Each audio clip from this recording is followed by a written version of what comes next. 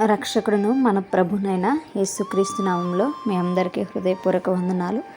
ఈరోజు దేవుని వాగ్దానము 112వ సంకీర్తన 2వ చరణము. వాని సంతతి వారు భూమి మీద బలవంతులగుదురు, యథార్థవంతుల వంశపు వారు దీవింపబడుదురు. హల్లెలూయా. మరి ఇక్కడ మనకి గొప్ప దీవెన వచనము కనిపిస్తుంది. మరి వారి సంతతి వారు భూమి మీద బలవంతులు అవుతారు అని దేవుని యొక్క వాక్య భాగం తెలియచేస్తుంది. మరి ఎవరి సంతానం అని కనుక ఆలోచన చేస్తే మొదటి వచనంలో మనకి దీనికి సంబంధించినటువంటి వారు ఎవరు అన్నది తెలియచేయబడుతుంది. ఎవరైతే దేవుని యందు భయభక్తులు కలిగి ఉంటారో, ఎవరైతే దేవుని ప్రేమిస్తారో, ఆయన మనకిచ్చినటువంటి ఆజ్ఞలను బట్టి సంతోషించి దేవుని స్తుతించి ఘనపరుస్తారో, వారి కుటుంబము, వారి యొక్క సంతానము భూమి మీద బలవంతులుగా మార్చబడుతుంది. హల్లెలూయా. మనం రాజు అయినటువంటి దావీదును చూసినప్పుడు దావీదు దేవుని పట్ల ఎంత నమ్మకంగా జీవించాడో, ఎంతగా దేవుని స్తుతించాడో, ఆనందించాడో, ఘనపరిచాడో, దానిని బట్టి తన కుమారుడైనటువంటి సొలొమోను తర్వాత తన సంతతి అంతా కూడా రాజులుగా మార్చబడడం మనం చూస్తూ ఉంటాం. మరి నిజమే, దేవుడు ఏదైనా మనకు మాట ఇచ్చాడు అంటే అది నెరవేర్చేటువంటి దేవుడు.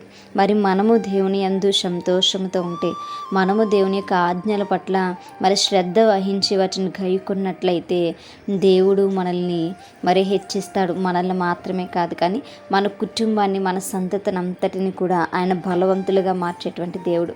ఆయన యొక్క సన్నిధానంలో మనల్ని ఉంచేటువంటి దేవుడు. లోకంలో మనకంటూ ఒక స్థానాన్ని, ప్రత్యేకమైనటువంటి స్థానాన్ని ఆయన ఏర్పరిచేటువంటి దేవుడు. మనము గనుక యథార్థపరులుగా ఉంటే, మనము గనుక నీతి న్యాయములు అనుసరించేటువంటి బిడలుగా ఉంటే, మన వంశం అంతటిని కూడా దేవుడు దీవిస్తూ ఉంటాడు. హల్లెలూయా. లోకంలో మనం చూసామనుకోండి, మనం ఒక ఉద్యోగం ఒక పరీక్ష రాసాం, మనకు ఒక గవర్నమెంట్ ఉద్యోగం వచ్చింది. అయితే అది మనకు మాత్రమే.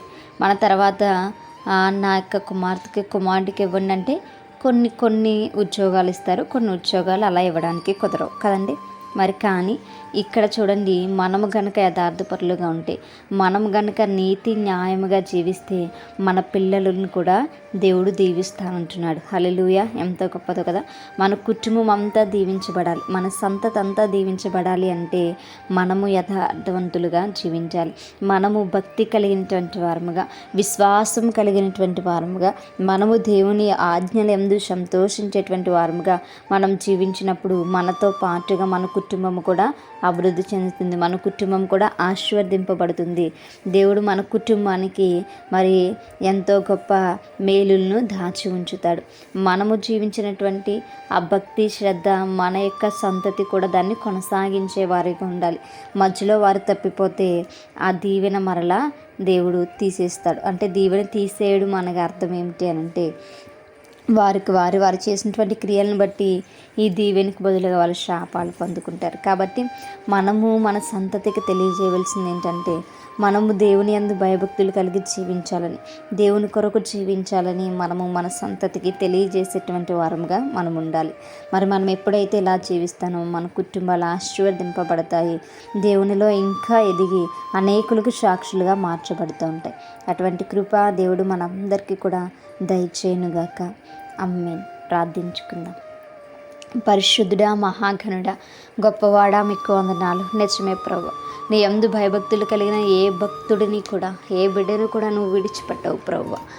వారిని, వారి సంతతిని నాయన నువ్వు అభివృద్ధిపరిచేటువంటి దేవుడు ప్రభువా. మాకును ఈ యొక్క అభివృద్ధి దీవెనలు కావాలి ప్రభువా. మేము కూడా మీ సన్నిధానంలో సంతోషంతో మీ ఆజ్ఞలు పాటించేటువంటి వారముగా అనేకులకు నాయన నా తండ్రి నీ యొక్క యథార్థతను నాయన మేము నిలిపేటువంటి వారముగా నెట్టుకుని సహాయం దయచేయమని ప్రార్థన దయచేసి మీ పాద సన్నిధికి చేర్చుకోమని ఈ యొక్క వాగ్దానం మా అందరి జీవితాల్లో నెరవేర్చమని వేడుకుంటూ ఈ యొక్క ప్రార్థన దయచేసి మీ పాద సన్నిధికి చేర్చుకోమని యేసయ్య అతి పరిశుద్ధ నామంలో అతి మిక్కిలి నిమ్మగా బ్రతిమలాడి వేడుకుని పొందించిన మా ప్రియ పరలోకపు మా కన్న తండ్రి.